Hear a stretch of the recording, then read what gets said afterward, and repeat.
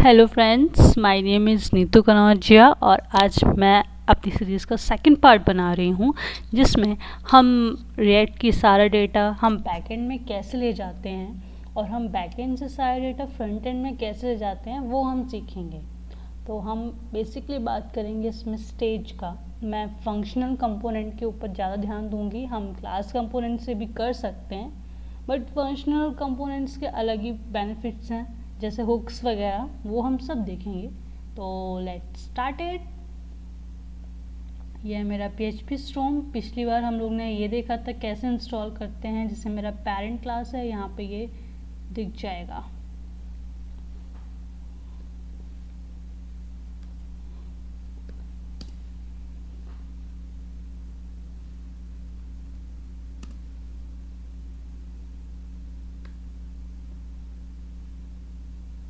ओह, शायद मेरा PHP artisan start नहीं है, तो हम PHP आर्टिशन सर्व स्टार्ट कर लेते हैं और हम सेकंड स्टेप पे npm run watch भी कर देते हैं।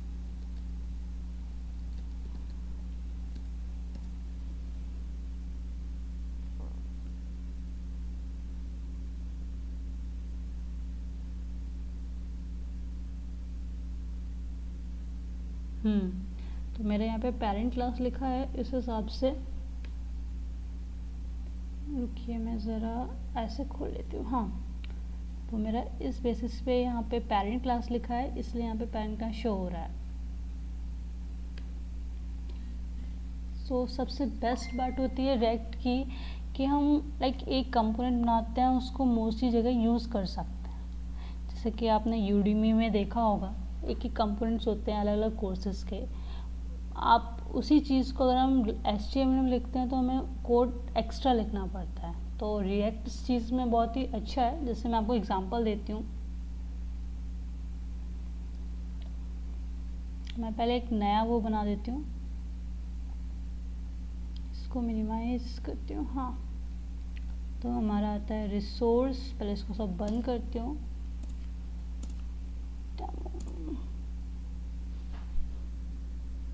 Resource JS component example. अब मैं यहाँ पे एक नया जेएस फाइल बनाती हूँ, न्यू जेएस फाइल। इसका नाम मैं फॉर्म दे देती हूँ। ठीक है, मेरे फॉर्म जेएस बन गया है। अब अगर हम आरसीसी लिखते हैं तो क्लास कंपोनेंट बन जाता है। और क्लास और फंक्शन में सिर्फ इतना डिफरेंस है, यहाँ से कंपोनेंट हट जाएगा। ये जो फॉर्म है एक्सटेंड कंपोनेंट है, ये फंक्शन बन जाएगा और क्लास की जगह फंक्शन हो जाएगा और ये चीज़ रेंडर हट जाएगा। सिंटेक्स वाइज क्लास और फंक्शंस डिफरेंट है बट कुछ कुछ सिमिलैरिटीज़ हैं। तो जैसे कि मैंने यहाँ पे लिखा हाय, तो ये मेरा कंपोनेंट बन गया। अब मैं इसको एग्जाम्पल में रेंडर करूँगी। रेंडर करने के लिए कुछ नहीं, हम उसका टैग के अंदर उसको हम लिख देते हैं। मैंने टैग किया और यहाँ पे इंपोर्ट करना पड़ता है।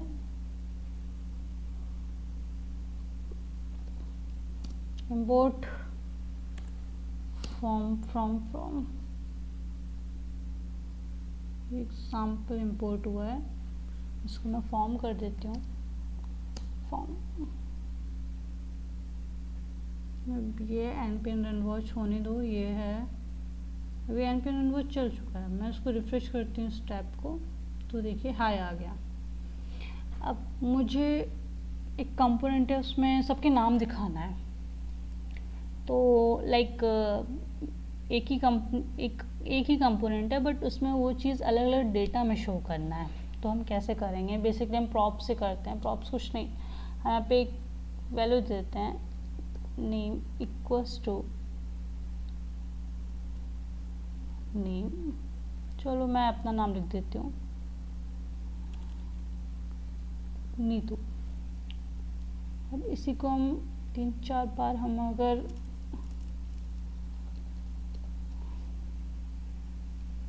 करें, जिससे मैं नेम को अलग अलग दे दूँ, तो हेयर कनौजिया एक ही फॉर्म है जेएस फाइल है, उसमें सिर्फ हम डेटा जो है वो एज अ प्रॉप्स अलग अलग भेज रहे हैं। एक में मैंने नीतू दिया, एक में पटेल दिया, एक में कनौजिया दिया। तो हम अब फॉर्म में जाते हैं, यहाँ पे हम प्रॉप्स लिख देते हैं।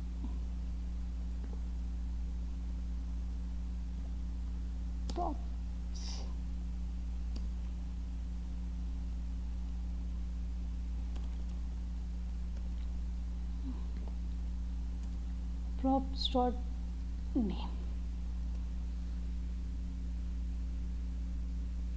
ये रेंडर हो गया है। मैं इसको रिफ्रेश करूँगी। देखिए एक ही मेरा कंपोनेंट है। एग्जाम्पल में जाएंगे, फॉर्म एक ही कंपोनेंट है, डिफरेंट डिफरेंट नेम ये डिस्प्ले कर रहा है। तो हम एक ही कंपोनेंट को अलग अलग डेटा दिखाने के लिए यूज़ कर सकते हैं। हमारे यहाँ कोड विजिबिलिटी बहुत ही ईजी हो जाता है। बेसिकली मैं ये कह सकती हूँ कि रिएक्ट कोड को मिनिमाइज़ करने के लिए बहुत ही अच्छा लैंग्वेज है। सो ठीक है, हमारा ये पार्ट क्या, हमें स्टेज के बारे में बात कर रही थी, तो मैं इन सबको हटा देती हूँ। मैं फोकस करती हूँ स्टेज के बारे में। स्टेज क्या है? बेसिकली जैसे कि कुछ भी फॉर्म है, इनपुट टाइप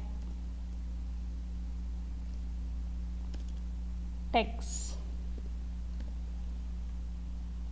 और इसका मैं नेम दे देती हूँ, name equals to name, oh sorry,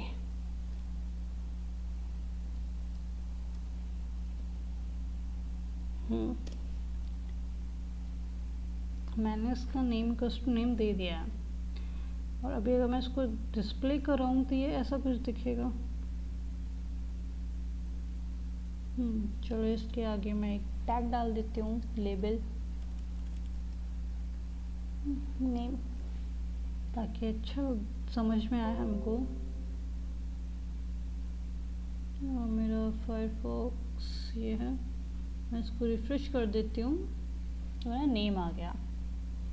अब मैं चाहती हूँ जो भी मैं एंटर करूँ वो बैकएंड में जाए। तो ये कैसे जाता है? पहले मैं स्टेज डिफाइन करती हूँ। स्टेज कैसे डिफाइन करते हैं? कॉन्स्ट, शॉर्ट में कॉन्स्ट अरे टाइप का, मैं इसको नेम दे देती हूँ, नेम कॉमा सेट नेम। ये कन्वेंशन होता है, वैसे आप कुछ भी दे सकते हो। अगर हमें इस स्टेज को दिखाना हो तो हम यूज़ करेंगे नेम, और अगर हमें मतलब सेट मतलब उसे अपडेट करना है तो हम सेट नेम यूज़ करेंगे। इक्वल्स टू यूज़ स्टेट, और इसकी इनिशियल वैल्यू मैं क्या दूंगी? इसकी इनिशियल वैल्यू मैं देना चाहूँगी नल। डिफाइन कर दिया तो ये मेरा स्टेज बन गया, और हम रिटर्न से पहले ही सब सारा काम करेंगे।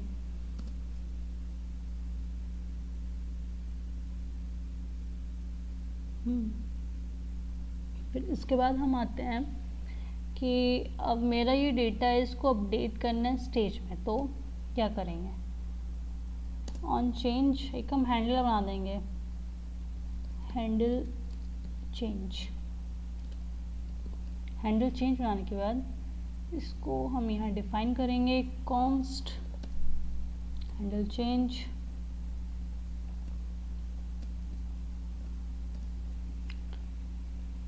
ये मेरा हैंडल चेंज हुआ। जब भी कुछ चेंजेस होंगे तो ये इसको कॉल करेगा। ये क्या करेगा? सेट नेम, क्या होगा? हम इसका इवेंट डालते हैं, इवेंट मतलब एट प्रेजेंट हम क्या करेंगे? Event dot target dot value. इससे क्या होता है कि मतलब जो भी हमारे इवेंट में टारगेट में मतलब जो भी रिसेंटली हमारी उसमें वैल्यू एंटर हुई है वो स्टेज में अपडेट हो जाएगी। कंसोल करा देते हैं, कंसोल डॉट लॉग, हम यहाँ करेंगे नेम,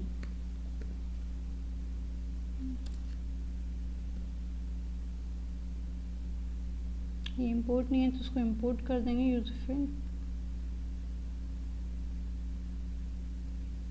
इसको मैं रिफ्रेश करती हूँ, कुछ एरर आया।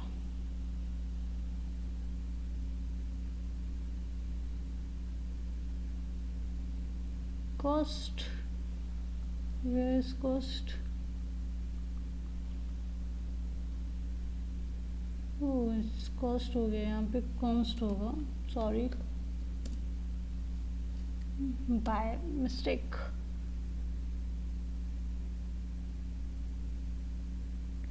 अब एरर सब चली गई। हाँ मैं कंसोल पे दिखाती हूँ आपको। यहाँ पे मैं लिखती हूँ, देखिए कंसोल पे जो जो मैं अपडेट डाल रही हूँ उस स्टेज में अपडेट हो रहा है, वो कंसोल में दिख रहा है। अब मैं चाहती हूँ कि जो भी मैं यहाँ पे एंटर कर रही हूँ वो मेरा बैकएंड में जाए, तो ये कैसे पॉसिबल है? इससे पहले मैं कुछ करूँ, इसलिए बटन बना देती हूँ यहाँ पे क्लिक, और जैसे ही वो क्लिक करे, एक ऑन क्लिक, एक मैं हैंडल बनाई हूँ, हैंडल क्लिक। जब भी मेरा कोई भी इस बटन को क्लिक करेगा तो हैंडल क्लिक कॉल हो जाएगा, कॉन्स्ट हैंडल क्लिक। इसको मैं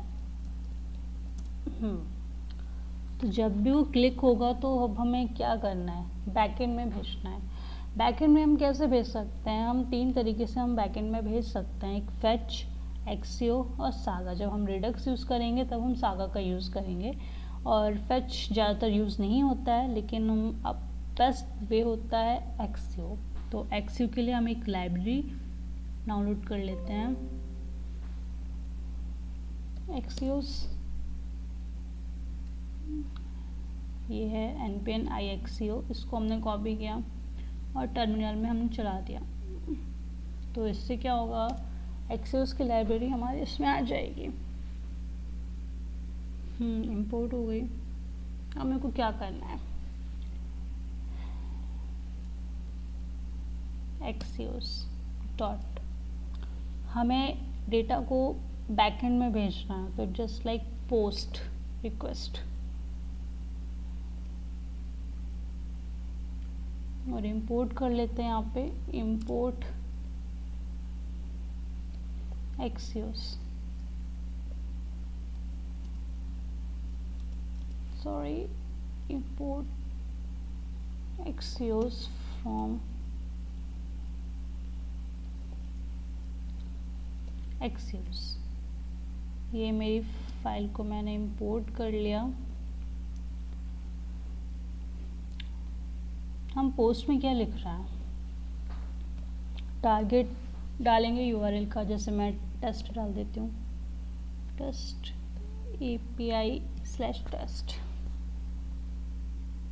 ये मैंने डाल दिया। उसके बाद कॉमा करके जो भी हमें डेटा भेजना है तो हमें की वैल्यू की फॉर्म में भेज सकते हैं, जैसे रैंडम तो डेटा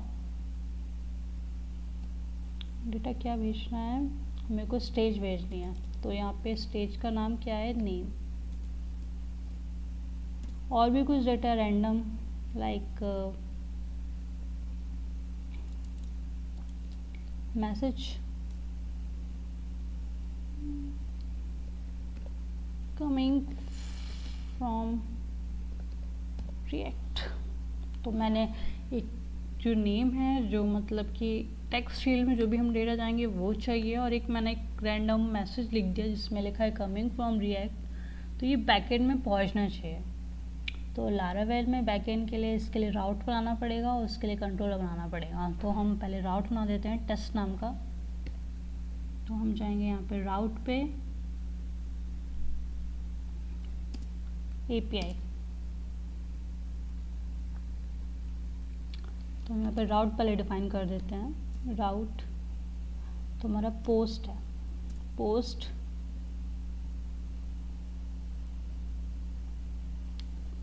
टेस्ट,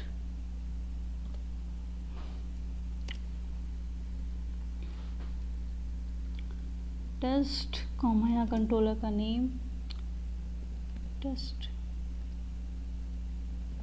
कंट्रोलर @ यहाँ फंक्शन का नाम test.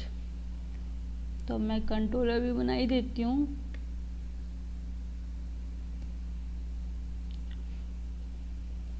PHP artisan make controller, controller का नाम, सॉरी, हाँ ये मेरा कंट्रोलर क्रिएट हो गया। तो कंट्रोलर है हमारा ऐप HTTP कंट्रोलर, ये रहा मेरा टेस्ट कंट्रोलर। अब मैं इसमें फंक्शन बनाऊंगी टेस्ट नाम का, फंक्शन टेस्ट। इसका आर्गुमेंट्स रिक्वेस्ट, रिक्वेस्ट क्या करता है, जो भी इसमें रिक्वेस्ट आएगी वो एक्सेप्ट करता है डॉलर रिक्वेस्ट के वैल्यू में। तो मैं यहाँ DD करवा देती हूँ ताकि हमें रिस्पॉन्स दिखे। रिक्वेस्ट कॉमा रिक्वेस्ट ऑल, जितना भी हमारा डेटा आएगा वो हमें DD के फॉर्म में मिल जाएगा। सो हमारा एक्सियोस आ गया, API/टेस्ट हमारा पोस्ट रिक्वेस्ट है और हम यहाँ पे भेज रहे हैं। चलो इसको टेस्ट करते हैं।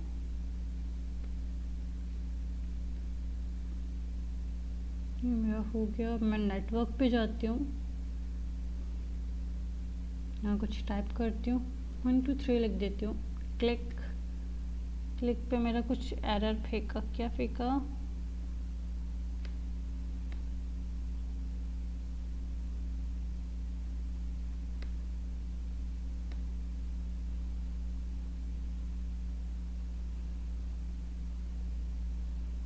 नॉट फाउंड, मतलब मेरा रूट अच्छे से डिफाइन नहीं हुआ है।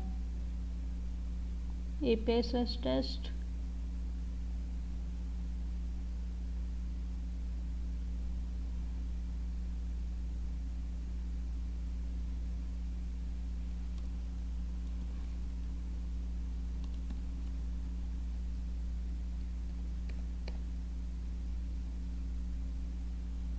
क्या मिस्टेक हुई होगी, रुकिए ज़रा।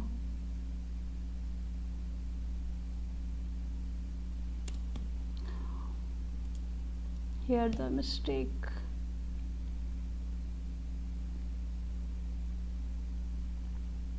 ये देखिए हमारा रिस्पॉन्स 200 आ गया। ओके, अब रिस्पॉन्स में इसने इसको हिट किया टेस्ट में और हमें यहाँ पे रिस्पॉन्स में DD में दिखेगा REQ, और ये मेरा पूरा डेटा कमिंग फ्रॉम रिएक्ट। फिर हम ये हमारा हो गया पोस्ट। अब मैं चाहती हूँ गेट रिक्वेस्ट कैसे मिले। तो पहले तो एक्सियोस में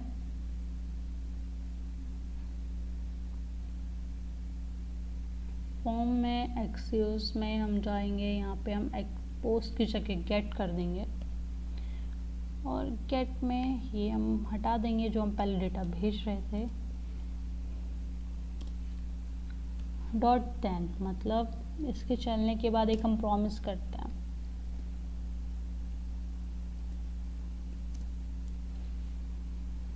प्रॉमिस क्या है, जो भी उसको चलेगा रिस्पॉन्स मिला है उसको मैं कंसोल करा दूंगी। अगर कुछ डेटा वहाँ से आ रहा होगा तो यहाँ पे कंसोल हो जाएगा, console.log here comma response dot data. ये मैंने रिस्पॉन्स कराया। अब मैं API में जाऊंगी, यहाँ पोस्ट रिक्वेस्ट है इसको गेट कर दूंगी और टेस्ट कंट्रोलर में जाऊंगी, यहाँ पे मैं DD की जगह